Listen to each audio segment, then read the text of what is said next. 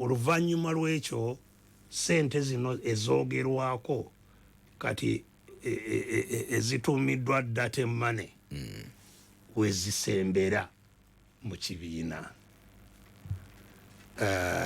So oludda olumu ndaba oba oliawo ekyabasikiriza okukwata ekkubo eryo kubanga nga bwe nkutegeezezza baali balina okugenda mu kalulu baali tebalina ki ssente nannyini ssente yaani yo gwe twogeddeko. infact ne bwogenda mu banka era banka ogenda mu ye banka nazo zize kati pate bwe yali yeewola yawaayo musingo ki ate ebyo kati ebyo byebikyali mu kunoonyereza teri n'okutuusa olwaleero mu kibiina kyonna amanyi ssente ezeewolebwa oba ezaagabibwa ziyamba ekibiina ziri mmeka era wa gyezaava zo zaavaawa. Ennaku zino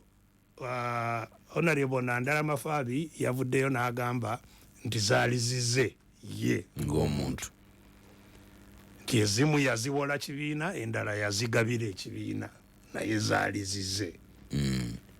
Ebyo bye bikyali ku mmeeza naye embiranye eno yonna gye yava mu ssente ezo kubanga nga bwe nkugambye you see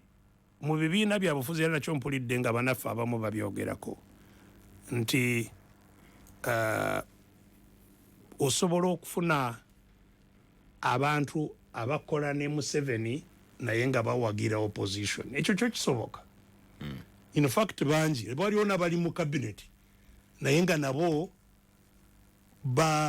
bandyagadde embeera eno ekyuke nga bali nga baminisita mwebali nga abaffe bwe bagende wa Museveni ekiro abaffe nga bwe bagende ewa Museveni ekiro nga beekwese bagendayo ennyo dokita olinayo olina otugamba nno n'ababe nabo bajja ewaffe oluusi ekiro muba receiving bajja bagamba kyabo ababe abo nga bagamba boosi batubuulira ebibasobedde eri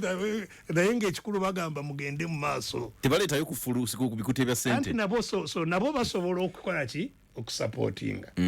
bagamba ebintu mulwane kikino ekikumi mulwane ekyo kyo kisoboka naye ssente bwe ziva butereevu kwoyo fenna n'abakola nabo n'abatakola nabo fenna gwe twandyagadde ate obuyinza bw'ensi teziba za mirembe. So businessman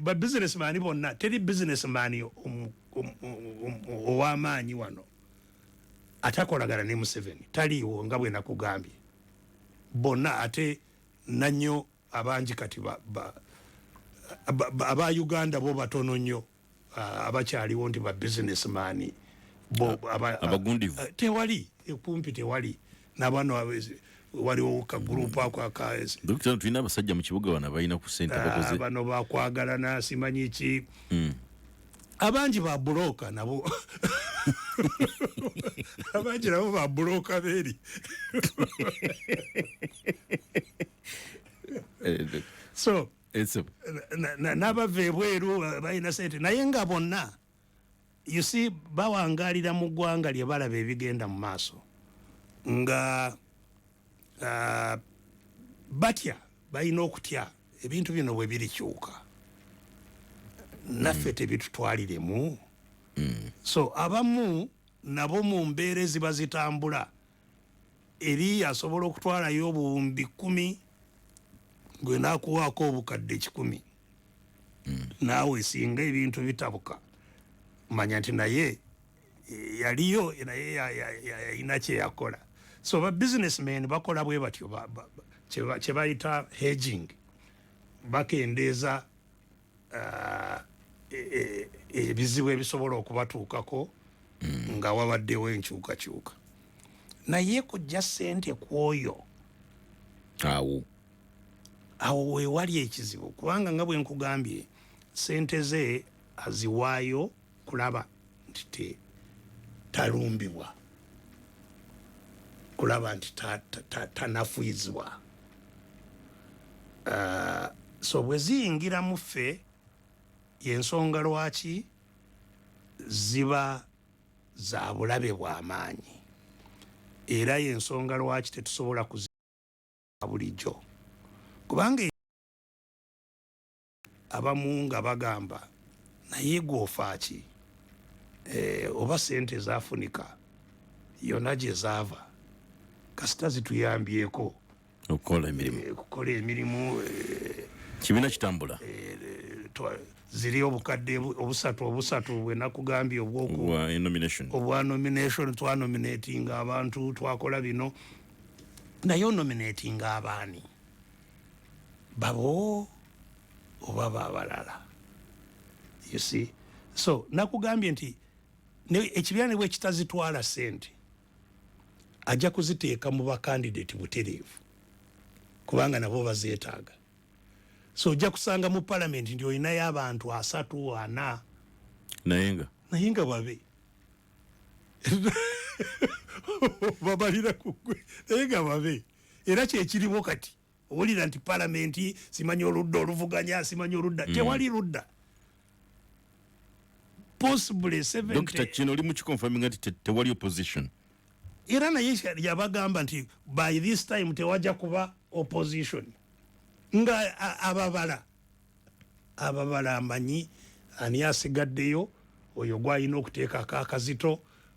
ani akyaya so ekibiina ne bwe kitanzi kino kyenjagala abantu bategeere obulabe bwe twolekedde mu byabufuzi. Okay. Dokita, munnayuganda olw'ekimutambula mu bwongo bwe ngaga nti mu mbeera ng'ekibiina bwe kimiridde wandibadde ggwe nga musajja mukulu gw'oyimiridde mu nsonga eno nalaba juzi elders committee Dr. Frank Nabwiso juzi nabadde ndaba ambasada Waswabirigwa baga tutuule tuwumbewumbe ekibiina nga tekinnaba kuyulika nnyo na kufuna kifaananyi kirala. Dokita, ebintu bino byategereka 2 olwaleero lwebivuddeyo nekino ky'omunnayuganda akyebuuza kwayi now mukuzimba n'okunyweza ekibiina n'obutayuza bisigadde why don't you abantu lwaki tobayita dokita ng'omusajja mukulu n'ogati kakati tudde engulu munnayuganda akyebuuza ekyo okusooka